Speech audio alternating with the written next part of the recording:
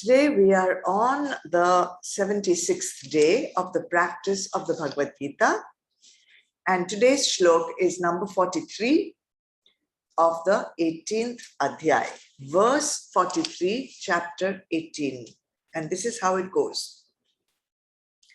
Shauryam tejo dhritir dakshyam yuddhe chapya palayanam Danamishvara bhavascha kshatram karma svabhavajam.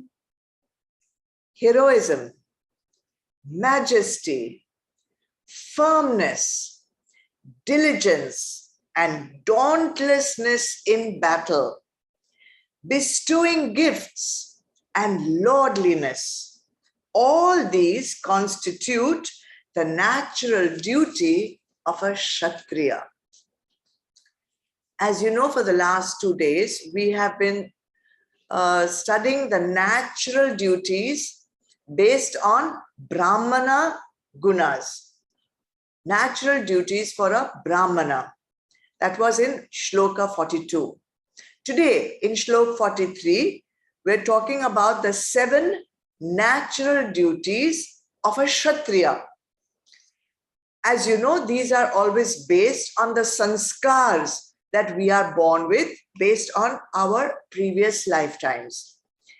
Now, the sadhanas that we suggest for these 7, for all these lakshans, are ways to develop these sanskars if you don't naturally have them. There is no guarantee that the sadhanas will immediately bestow you with these natural tendencies. Some may happen, some may not happen, some may develop quicker and some may take more time. So it all depends on your own purusharth. With purusharth, you can change your natural tendencies, but they take time. So let's see what the 7 lakshans are of Kshatriya guna. The first is called Shauryam, which is heroism.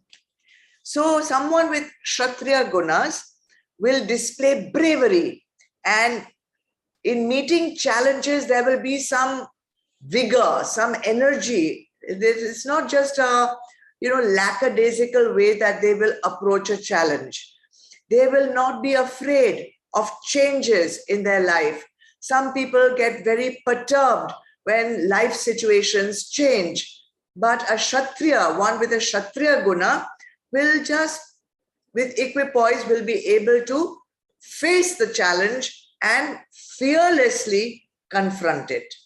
So, if you want to develop this fearlessness in meeting challenges, this Shauryam, heroism, bravery, then obviously the sadhana would be to develop faith in a higher power. With that higher power beside you, when you have that nishtha, that there is a higher power working with me, then you can easily face any challenges with ease. If you remember in Mahabharata, Arjun, on his chariot, he had a flag, and the flag was Hanumanji's flag. So when with that, courage, with that support from a higher power, you can easily face all challenges. So develop faith in the higher power. Then Bhagwan says that the next lakshan is tejo, majesty.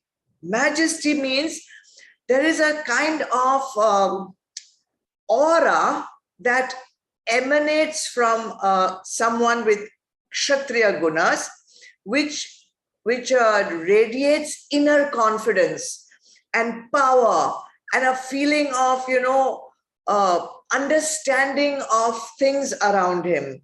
His personality is such that when a person with Kshatriya guna, strong Kshatriya guna, enters a place, everyone stops and everyone becomes attentive. All action stops, all words stop, all talk stops, and people become attentive. Someone with Kshatriya guna will command attention. They will put others in awe of them. So the image that comes readily to mind is For example, if you go into a animal sanctuary and you see a tiger right there, then you can see that majesty. Or you see a lion in a sanctuary, you will see that all that animal portrays to you.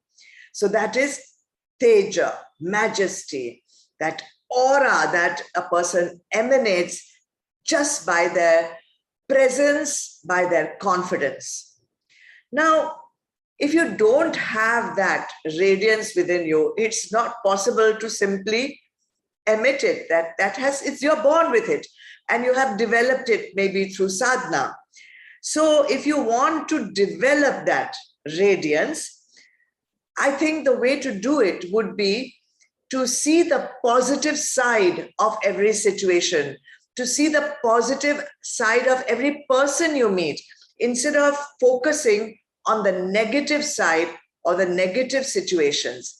So I think to get that confidence, to get that aura, you have to become highly positive. So that is a sadhana one can practice. Then Bhagwan says the third lakshan of a Kshatriya guna is dhriti. Dhriti we have learned many times, firmness, fortitude. This person will not get depressed and dejected with any situation. Once they have decided to do something, they will pursue that path with determination. He will not wait, a Kshatriya guna person will not wait for motivation from outside. They will not need one coach to motivate them. They will not need one guru to motivate them. That motivation and drive will come from within. And that's what makes the Kshatriya guna. They can meet and overcome all challenges, okay? And they will keep going till they get success in that particular task that they have taken for themselves. Dhriti, determination, fortitude. All right. What would be the sadhana for that? Obviously, first and foremost, you would need to have a goal.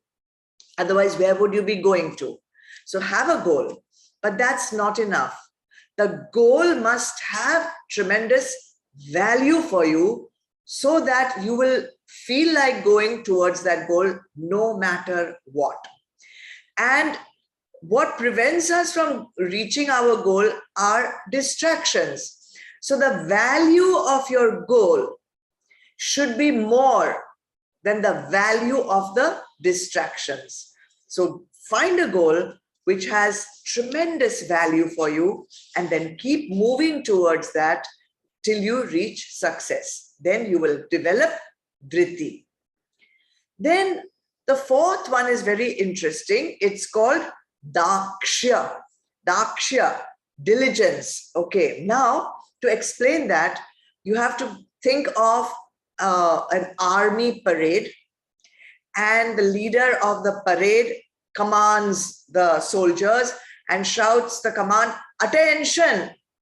So as soon as he will shout attention, all the soldiers will immediately click their heels together and stand in attention. Why I say this is because the Sanskrit word for attention is dakshya. It is a quality of alertness, quality of attention, promptness in following instructions, vigilance, no tamasic like, I'll do it in 5 minutes. No, command is given, it is followed right there, right then. Okay. Not only will this person follow the instructions promptly, but he will be able to make good decisions on his own. Thinks again of a Jawan. He is on the spot. He's not going to wait, I will shoot this person only when I get the command to shoot. He has to make that decision. Either he shoots or he gets shot. So this prompt ability to make a decision, also very hardworking, very persevering even in dangerous situations.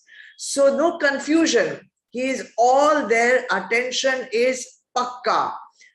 For this dakshya, you just have to imagine a soldier on the battlefield on the front line of the battlefield. And you'll understand the guna, the Kshatriya guna, that enables him to do this kind of function. How will we develop this? We are not Jawans. We are not in an army. We are comfortable in our homes. Do we need to develop this? Of course we do. Because all these sadhanas, all these lakshans are very applicable to sadhaks also.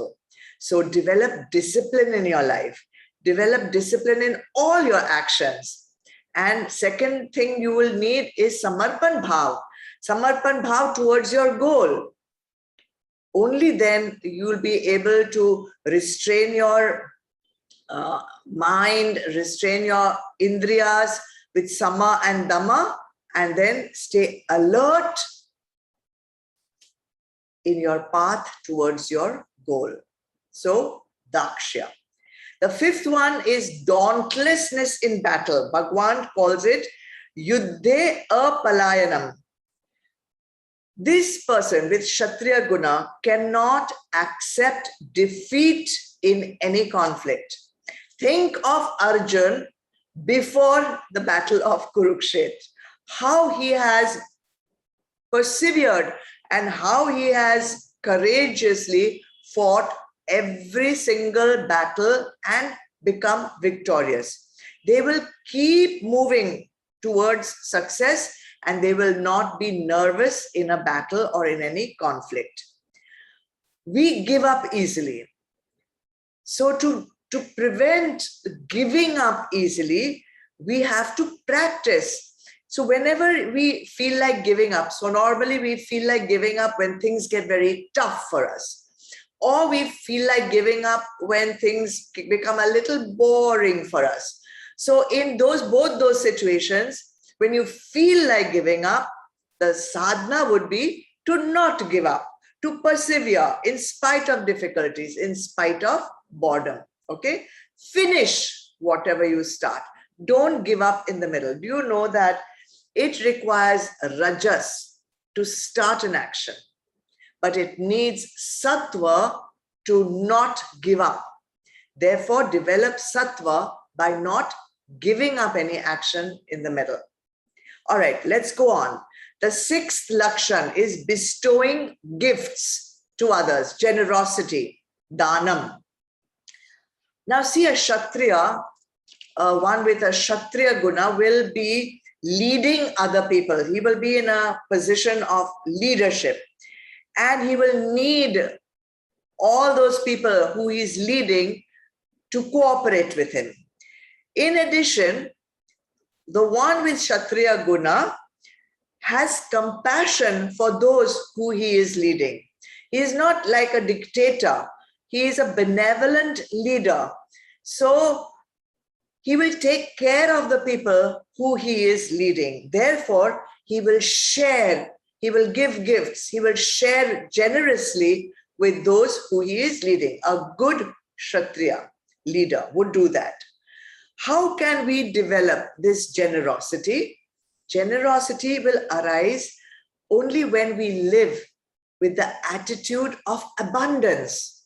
If we live in the attitude of lack, oh, I don't have enough, I don't have enough, will I have enough, will I have enough? You will never be in an attitude of generosity. Therefore, see the positive side of every situation. And when you see that positive side and you live in the attitude of abundance, compassion will automatically arise. All right. And then there's the last one called Ishvara Bhava.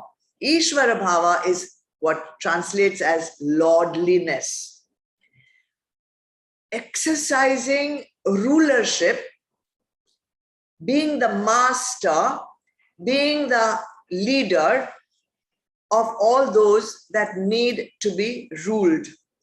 As a leader, as a Kshatriya leader, a person will have firm faith in his own capabilities, will have firm faith in his ability to lead others.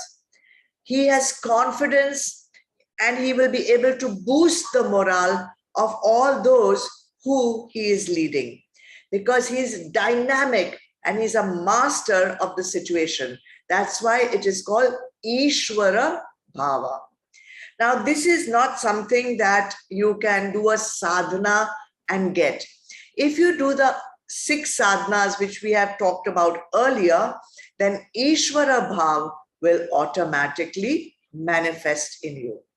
So the Kshatriya tendencies will make a wonderful king, he will make a wonderful CEO, he will make a wonderful politician, a statesman, a leader of the armed forces, and even a leader of, say, a spiritual organization. However, if these Kshatriya tendencies get polluted with negativity, with ahankar, then that Kshatriya will become a dictator. He will become a tyrant, or he will become an exploiter in an organization.